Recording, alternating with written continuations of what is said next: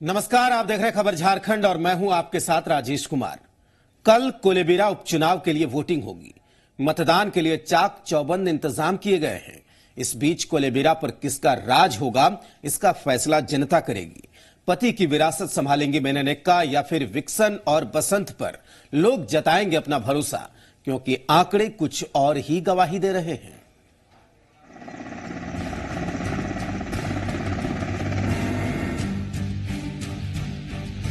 कोलेबिरा किसका? पति की विरासत संभालेंगी मेनन एक्का, विक्सल या बसंत पर होगा भरोसा? अब जनता करेगी फैसला। सिमडेगा उपचुनाव के लिए गुरुवार को वोटिंग होगी। चुनाव के लिए प्रशासनिक तैयारियां पूरी कर ली गई हैं। प्रशासन ने 10 ऐसे बूथ बनाए हैं जहां सिर्फ महिला कर्मियों की तैनाती की गई है। पूरे विधानसभा क्षेत्र में 220 बूथों पर मतदाता 5 उम्मीदवारों के भाग्य का फैसला करेंगे। पूरी तैयारी है, सभी तैयारी कंप्लीट है। मतदान के लिए सभी मतदान कर्मी अपने अपने मतदान केंद्र के लिए रवाना हो गए हैं। पूरी चाक चौबंद सुरक्षा व्यवस्था की गई है। सभी बूथों पर हम लोगों ने फोर्सेस लगाए हैं। उपचुनाव के लिए चाक चौबंद व्यवस्था की गई है, लेकिन इस उपचुनाव में किसके सिर पर ताज सजेगा ये देखना दिलचस्प होगा, क्योंकि हाल के दिनों में हुए उपचुनाव के रिकॉर्ड पर नजर डालें तो 6 उपचुनाव हुए हैं। इसमें 4 सीटें विधायक के परिजनों ने जीती हैं। 3 पत्नियों ने उपचुनाव लड़ा, लेकिन सिर्फ सिल्ली और गोमिया पर ही पत्नी का जादू चला। मेनन एक्का चौथी महिला हैं जो पति की सीट को बचाने के लिए उपचुनाव लड़ रही हैं, और मेनन के पीछे जेएमएम की ताकत जुड़ी हुई है। और हमारा एक ही लक्ष्य है कि सांप्रदायिक ताकतों को झारखंड के हर कोने से बेदखल करना। दरअसल ये भरोसा है तो उसके पीछे सिल्ली और गोमिया की जीत है, जहां जेएमएम की रणनीति बीजेपी पर भारी पड़ गई। लेकिन बीजेपी को अब भी विकास के फॉर्मूले पर पूरा यकीन है। तो भारतीय जनता पार्टी विकास के मुद्दे पे पूरी ताकत के साथ कोलेबिरा चुनाव में लड़ रही है, लेकिन झारखंड मुक्ति मोर्चा फील्ड में कहीं भी नहीं दिख रही। जाहिर है मेनन एक्का अपने पति की विरासत को आगे बढ़ाती हैं या फिर बसंत और विक्सल इसमें सेंध लगाने में कामयाब होते हैं। इसके लिए रिजल्ट का करना होगा इंतजार। मदन सिंह के साथ श्रीरामपुरी, जी मीडिया, सिमडेगा। कोलेबिरा उपचुनाव को लेकर तैयारी पूरी हो गई है। राज्य निर्वाचन आयोग ने इसकी जानकारी दी है। कोलेबिरा में सवेरे 7 बजे से 3 बजे तक वोटिंग होगी। इसके बाद सिमडेगा में बनाए गए स्ट्रांग रूम में ईवीएम रखे जाएंगे। इनकी सुरक्षा के लिए पर्याप्त सेंट्रल फोर्स बुलाई गई है। मुख्य निर्वाचन पदाधिकारी ने बताया कि इस बार 10 मॉडल पोलिंग स्टेशन बनाए गए हैं। इधर 10 पोलिंग स्टेशन ऐसे हैं जो महिलाओं की तरफ से संचालित किए जाएंगे। साथ ही इस बार शारीरिक रूप से कमजोर वोटर्स को निर्वाचन आयोग की तरफ से विशेष सुविधाएं दी जाएंगी। अगर जरूरत पड़ी तो गाड़ियों से भी वोटर्स को मतदान केंद्र तक लाया जाएगा, या फिर अगर व्हील चेयर्स और वॉलंटियर्स की जरूरत पड़ेगी तो वो भी वहां पर उपलब्ध रहेगा। कुल 270 बूथों पर वोट डाले जाएंगे, जहां सुरक्षा के व्यापक इंतजाम किए जा चुके हैं। कल 7 बजे मॉर्निंग से 3 बजे अपराह्न तक पोलिंग होगी। उसके पश्चात जो भी ईवीएम वीवीपैट वो काउंटिंग सेंटर या स्ट्रांग रूम जो वहाँ बनाया गया सिमडेगा में, वहाँ सुरक्षित रखा जाएगा। स्ट्रांग रूम की सुरक्षा के लिए पर्याप्त सेंट्रल फोर्स डिप्यूटेड है। और 23 तारीख को काउंटिंग होगी। अब का 270 बूथ पर पोलिंग होगा।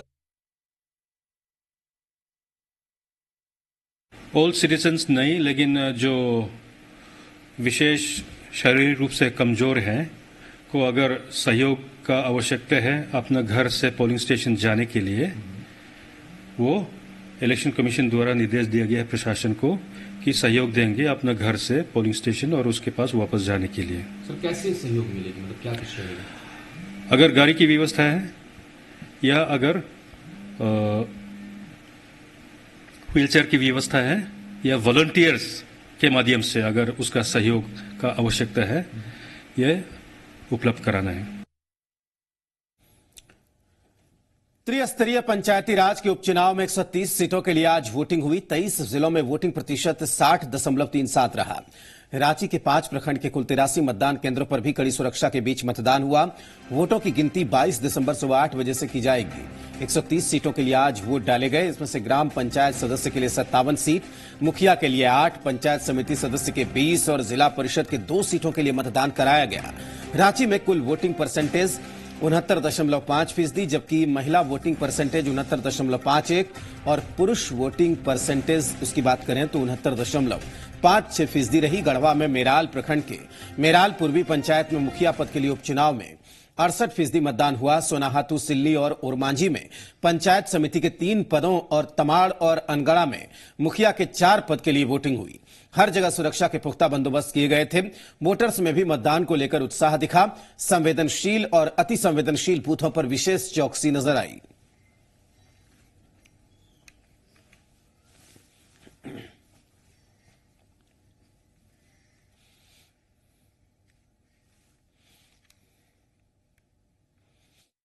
देखिए सभी जगह पीसफुली रहा है। जो हमारे 80+ बूथ थे सभी में अभी तो ये सूचना आ रही है कि 70% से ऊपर मतदान हुआ, जो एक काफ़ी अच्छा फिगर है।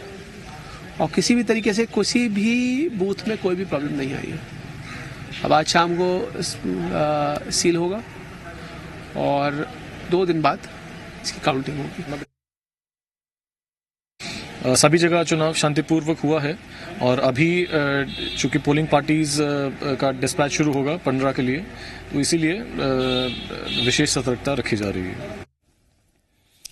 झारखंड में अब सरकार शराब नहीं बेचेगी। रघुवर कैबिनेट ने इस फैसले को मंजूरी दे दी है। नए वित्तीय वर्ष से सूबे में शराब पुरानी व्यवस्था के तहत ही बेचे जाएंगे और अब से शराब मॉल और डिपार्टमेंटल स्टोर में भी मिलने लगेगी। तो रघुवर कैबिनेट ने आज 23 प्रस्तावों पर मुहर लगाई है, जिनमें से कैबिनेट की बैठक में देसी शराब को लेकर नियमावली को मंजूरी दी गई है। देसी शराब की आपूर्ति के लिए बॉटलिंग प्लांट के लिए भी सरकार ने दरवाजे खोल दिए हैं। सरकार इसके लिए लाइसेंस देगी। इसके अलावा जबकि मानसून के विलंब और कम बारिश की वजह से राहत के लिए रबी की फसल के लिए 90% सब्सिडी पर किसानों को बीज देने का फैसला किया गया है।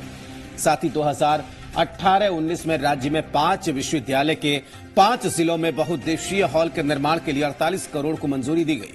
इधर झारखंड विधानमंडल के सचेतकों के क्षेत्रीय भत्ता बढ़ाकर 65,000 रुपए किया गया। इसके साथ ही 11 जिलों में भारत नेट परियोजना फेज 2 के 637 करोड़ 44 लाख की राशि पर भी मुहर लगाई गई। इसके अलावा झारखंड राज्य सोलर रूफटॉप को ग्रिड में विक्रय करने के लिए नीति को मंजूरी मिल गई है। कैबिनेट ने तारा शाहदेव मामले में आरोपी निगरानी निबंधक मोहम्मद मुश्ताक अहमद को बर्खास्त करने का फैसला दे दिया है और रांची के अलावा 4 प्रमंडलों में क्षेत्रीय विकास प्राधिकार बनाने के फैसले पर मुहर लगा दी गई है।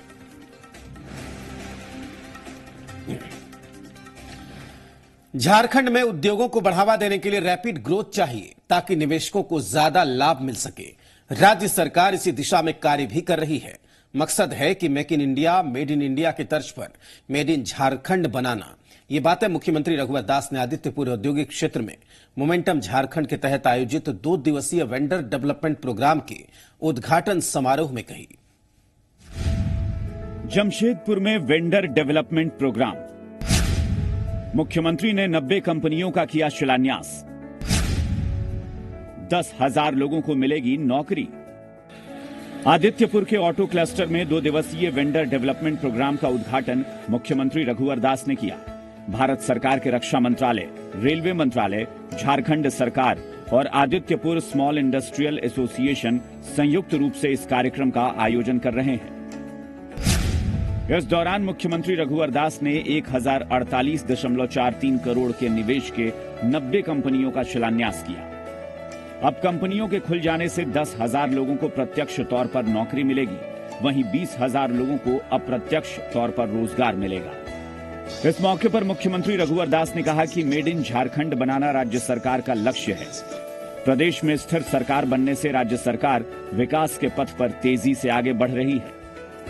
मेड इन इंडिया अब मेड इन झारखंड। मैं कह सकता हूं कि झारखंड का अतीत का धूल झड़ चुका है और अब हम भविष्य की ओर आगे बढ़ने का काम कर रहे हैं। मुख्यमंत्री रघुवर दास ने यह भी कहा कि मोमेंटम झारखंड के तहत 490 औद्योगिक इकाइयों का शिलान्यास हो चुका है। जनवरी महीने में पश्चिमी सिंहभूम के मनोहरपुर में स्टील प्लांट निर्माण की आधारशिला रखी जाएगी, जिसके लिए जमीन चिन्हित कर ली गई है। जनवरी महीने में प्रयास है कि मनोहरपुर चाईबासा में 1 मिलियन टन का स्टील प्लांट वेदांता कंपनी द्वारा 2200 करोड़ की लागत से लगाया जाएगा, जिसका शिलान्यास संभवतः जनवरी महीने में होने जा रही है। रेल राज्य मंत्री राजेंद्र गोहेन भी कार्यक्रम में मौजूद रहे। उन्होंने उद्योगों को बढ़ावा देने को लेकर झारखंड सरकार के प्रयासों की सराहना की। झारखंड ऐसा एक स्टेट है जहां पे सभी इंडस्ट्रीज का जो भी रॉ मटेरियल जरूरी है वो सारे यहाँ पे भरपूर मौजूद है। यहाँ का जो कल्चर है इंडस्ट्री का ऑलरेडी है, और डिफेंस और रेलवे को क्या चाहिए, एक अच्छा इंडस्ट्री रहे, अच्छा कल्चर रहे, एक माहौल रहे जिससे उनको क्वालिटी मिले और वो अपना प्रोडक्ट ले। तो ये झारखंड सरकार इसका लिए एक कदम आगे बढ़ाएगी। जाहिर है झारखंड तेजी से तरक्की की राह पर आगे बढ़ रहा है और पीएम मोदी के मेक इन इंडिया के सपने को साकार करने में झारखंड महत्वपूर्ण भूमिका निभा रहा है। पीयूष, जी मीडिया, जमशेदपुर।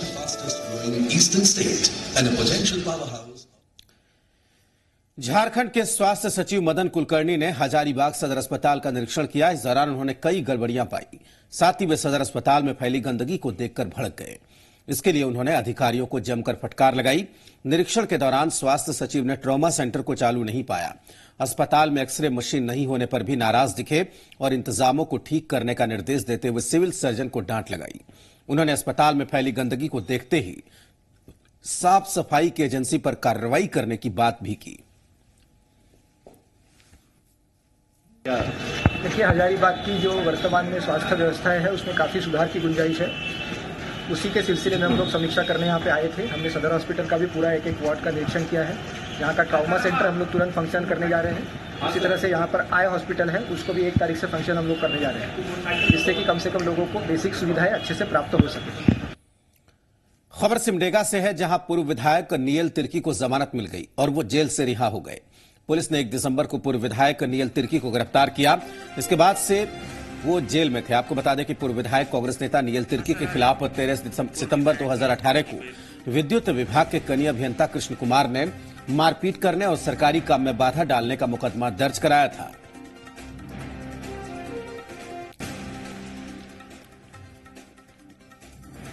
अभी चुनाव का माहौल है, इसलिए हम अभी कुछ नहीं कहना चाहेंगे। हम 21 तारीख को प्रेस कॉन्फ्रेंस करेंगे और प्रेस कॉन्फ्रेंस में सारे अपनी बातों को रखेंगे।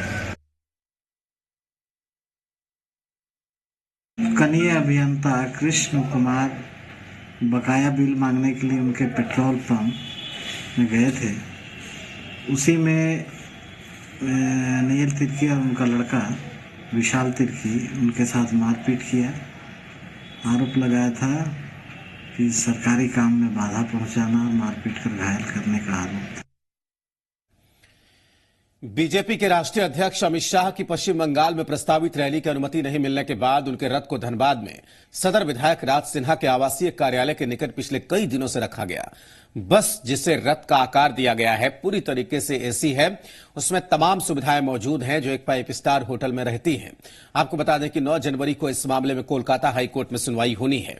सुनवाई के बाद ही यह तय हो पाएगा कि पश्चिम बंगाल के 24 जिलों में अमित शाह की रथ यात्रा पहुंच पाएगी या नहीं।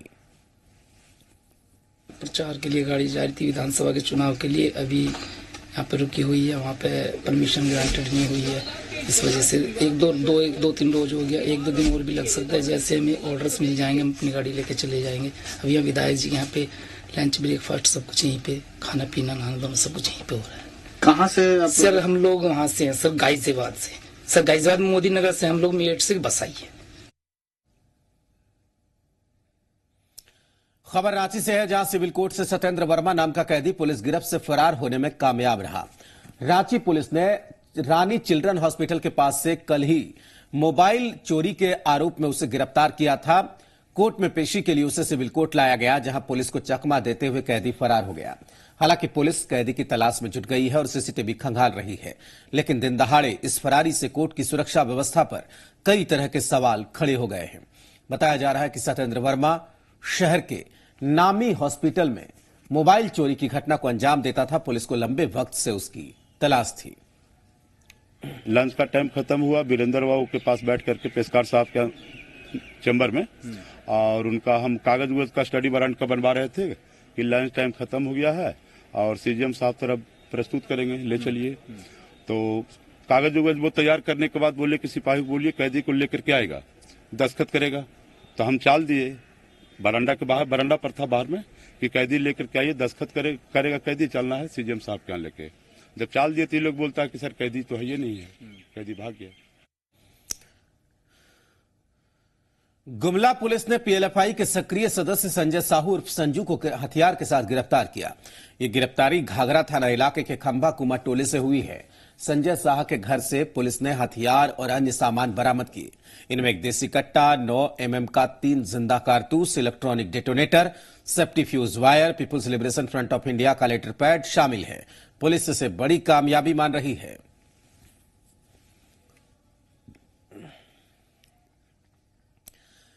आज झारखंड के कई हिस्सों से रक्त रंजित तस्वीरें सामने आई। कहीं पेड़ से लटका हुआ शव मिला तो कहीं झाड़ियों से।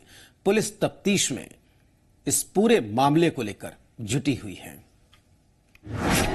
शहर शहर वारदात, कहीं पेड़ से लटका मिला शव, कहीं झाड़ियों में मिला शव।